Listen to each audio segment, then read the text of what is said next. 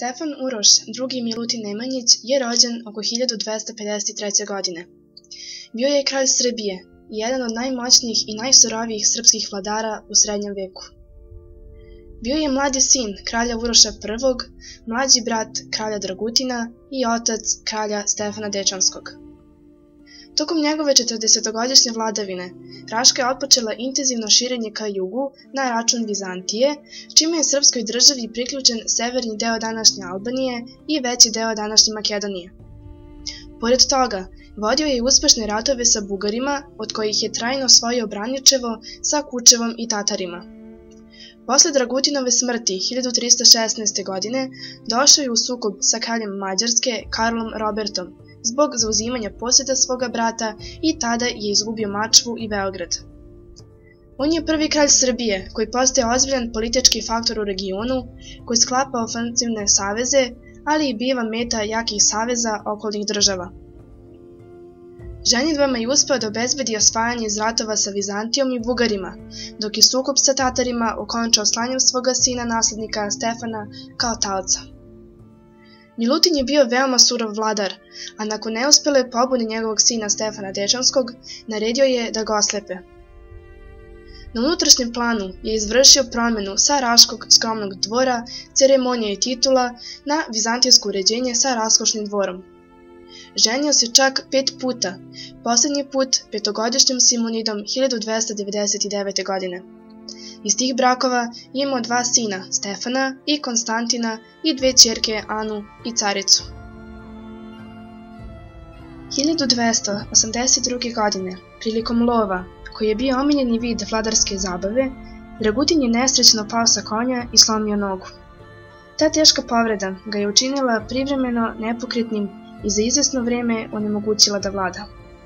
Zato je na saboru u Deževu kod Rasa predao vlast svom bratu Milutinu, verovatno uz dogovor da Milutina na prestolu naslede Dragutinovi sinovi.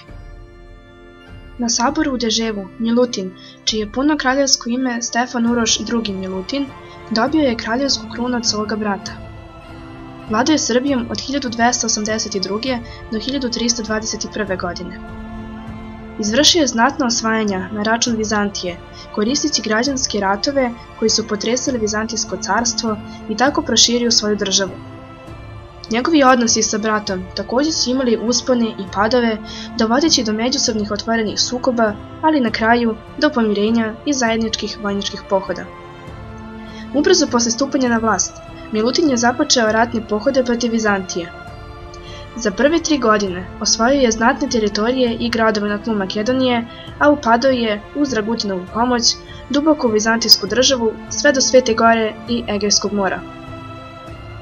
U okvirima srpske države našli su se Polog, Ovče Polje, Skoplje, Zletovo i Pijanec, a granicu je uspostavio na liniji koja je išla do vizantijskih gradova Ohrida, Prilepa i Štipa. Krajem 13. veka kralj Milutin je, zajedno sa Dragutinom, ratovao protiv njegovih neprijatelja oko Vidina u Bugarskoj i preduzimao nove pohode protiv Vizantije. Milutinova politika i odnosi prema Vizantiji iz korena su se promijenili posle dugotrajnih pregovora završenih 1299. godine. Prema ovom sporazumu, srpski kralj oženio se vizantijskom princezom Simonidom, ćerkom cara Andronika II, a teritorije koje je osvojio zadržao je kao carev zet. Simonida je bila 5-godišnja devojčica, dok je kralj Milutin bio sredovečan čovek. Njemu je to bio 5. brak, što je prema crkvenim kanonima bilo neprihvatljivo. Zato je brak Vaseljenska crkva osudila. Vrlo brzo posle sklapanja ovog političkog braka sukobili su se interesi kralja Milutina i Dragutina. Borbe među braćom počinju već 1301. godine i trajale su sa prekidima do 1312. godine. Ishod bez pobednika vratio ih je na početne položaje, zaključen je mir i svako je samostalno upravljao svojom državom. Posle Dragutinove smrti 1316. godine nasledio ga sin Vladislav, ali ga je i ubrzo stric utamničio i zaposao njegovu oblast. Proširenje Milutinove države do Save i Dunava dovelo je do rate sa Ugarskom, koja je ponovo osvajala Mačvu i Beograd.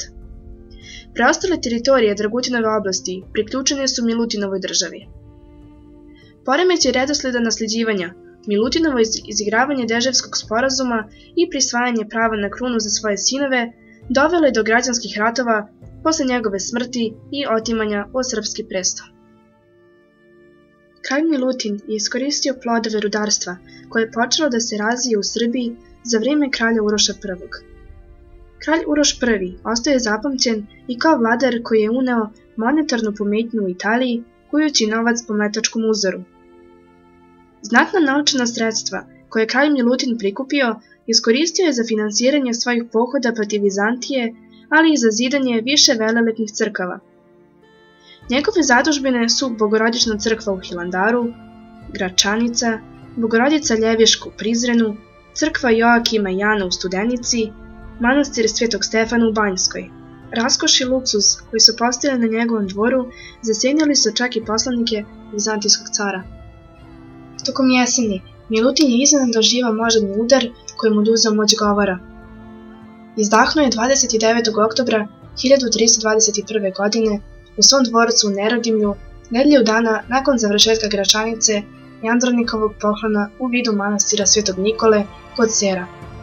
Njegova iznenadna bolest i nesređeni nasljednički odnosi stvorili su pravi metež u državi, tako da su pljačkaške čete napale čak i sprovod koji je prenosio njegovo bogato ukrašeno telo iz Nerodimlja u njegovu zadužbinu manastir Banjsku. 2,5 godine posle njegove smrti, crkva ga je kanonizovala kao svetog kralja.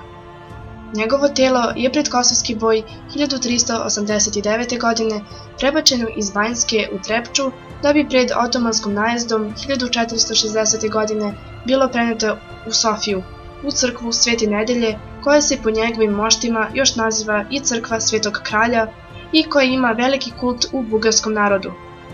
Početkom 21. veka vođeni su razgovori o tome da se deo njegovih moštiju prebaci u obnovljeni manastir Banjsku.